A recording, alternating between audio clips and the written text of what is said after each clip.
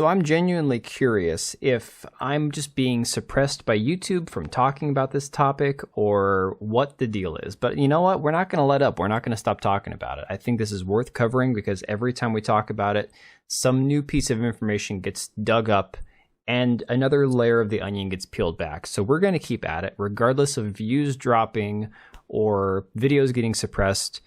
The heck with it. I'm just going to keep going. So this article here from That Park Place from yesterday talked about this Reflector Entertainment game that was being published by Bandai Namco called Unknown 9 Awakening, how it got added to the Sweet Baby detected list, and the forums on the Steam account, the Steam page for this game. I'm pretty sure they banned like everybody. I think they locked the actual forum to where you couldn't talk. Crazy. I mean, yeah, it says that in a total purge, they wiped around 99% of the forum. So just to hide the fact that they're associated with Sweet Baby Inc., they decided to completely shut down the forum for this game. Absolutely crazy attempt. And the worst part was that they did this thing where they completely took Anya Chilatra, the actress from The Witcher, who was quite good in The Witcher. I'm going to say she was honestly one of the better parts of the show, even though not very well cast as far as looking like the character. Hell, in that third season, she was the only good thing that show had going. Henry Cavill checked out. Okay, she single-handedly tried to save that season. That being said, they made her look butt ugly, if I'm being honest, about the character they gave her in this Unknown 9 game. Okay, so that's this Unknown 9. It's another studio that's signed on to this DEI crap, and it's unfortunately part of the developing studios as well. I mean, look, I got into a conversation on Twitter with the developer saying how it's not the consultation firms, they're just paid to help us out.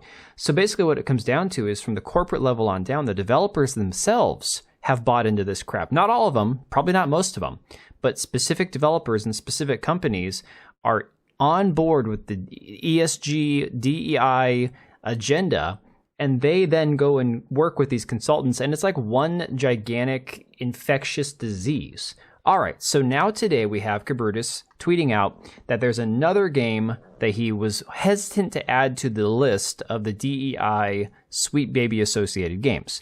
So he talked to the dev from this game called Flintlock, and basically the dev said, oh, no, it's okay. Don't put us on this list. We've already reworked everything. We have no connection to Sweet Baby Inc. at all. You know, we're good. We're cool. Then when he pushed back and said, okay, can you provide some proof of that? They basically ghosted him. So you can see this little about the game right here where it's highlighted. It says for Flintlock, it was Tops Harjo who brought on Kim Belair, the Montreal-based narrative director, who has advocated for better representation in stories as means for bringing new and exciting ideas to games. She took the wonderful base layer Derek had, the world, and just elevated it, Tops Harjo says. So, yeah, interesting stuff, right? Okay, so you have the game here, Flintlock, from this A44 Games, or A44. And the game itself, I looked at this trailer. This trailer's from 2 years ago. I don't know if the game's actually currently available or not. It was supposed to come out in 2022, I guess.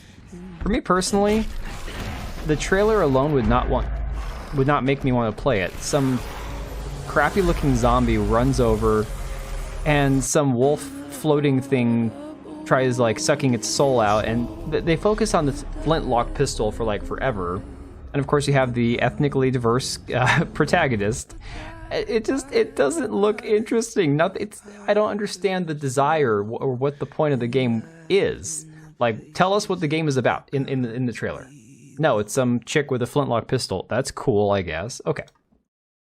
So then Grums shared this little clip. Now remember, we have the game developing conference going on, where they have all these seminars by all these DEI hires that are talking about all this crap, all this agenda.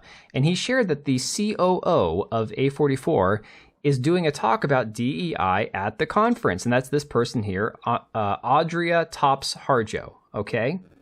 Founder of Inclusion FX. Now, what is Inclusion FX? Here we go. Inclusion FX is a platform designed to support and amplify underrepresented voices in the VFX for features, television, and game industries. Strength. Our goal is to give the next generation access to role models by sharing the hero's journey of a diverse range of professionals. Our team are uniquely positioned to unite the voices of giants in the VFX and games industries and present their perspectives as a united group of heroes the next generation can look up to.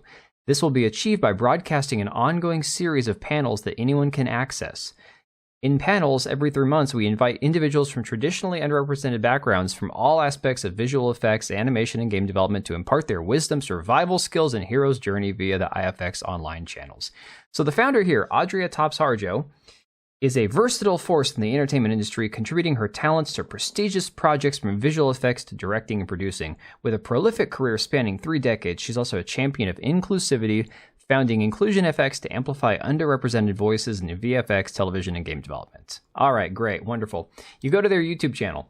They have got 162 subscribers. This one video has, 200 views, 3 likes, no comments. And they do this, they have these events, they have these IFX videos on their website. Curiously, I was going through the list, video 4, unavailable.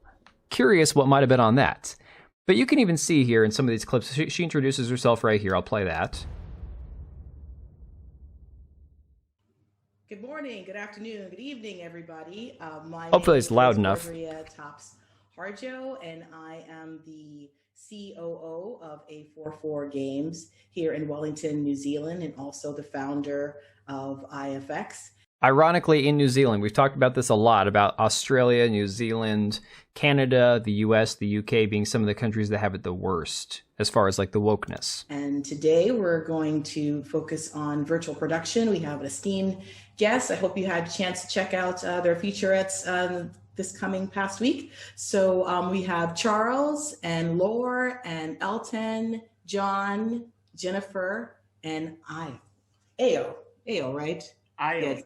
I knew it was going to mess. Newsflash, everybody is a black or brown person, just so you know. Anyway. And what I found very cringeworthy, we'll just go to one of these little clips. I think it's right at about 11-minute mark here. She, of course, talks to one of the women about being a woman and about how that, of course, makes her feel as a woman.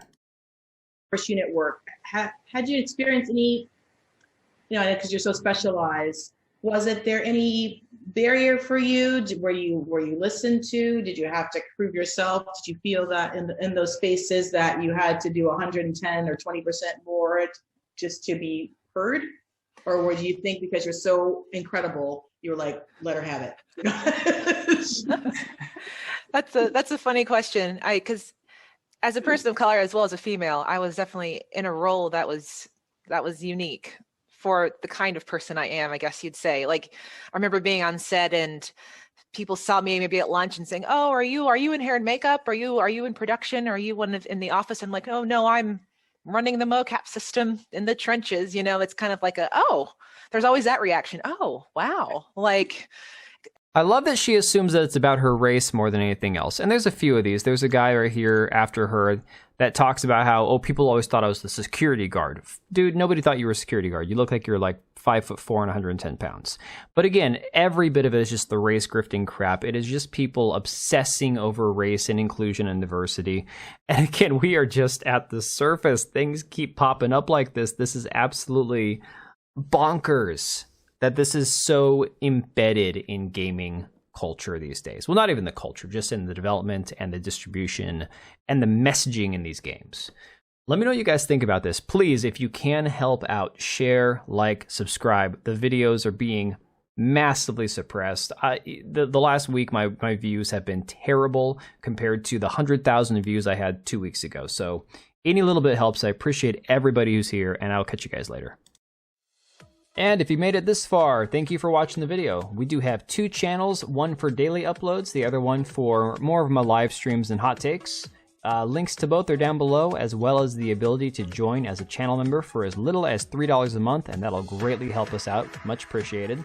We also have links to our Etsy accounts down below, as well as our website. We also have locals and Subscribestar. If you didn't want to support us on YouTube, you can support us through those. Thanks again for being here, and we will see you on the next one.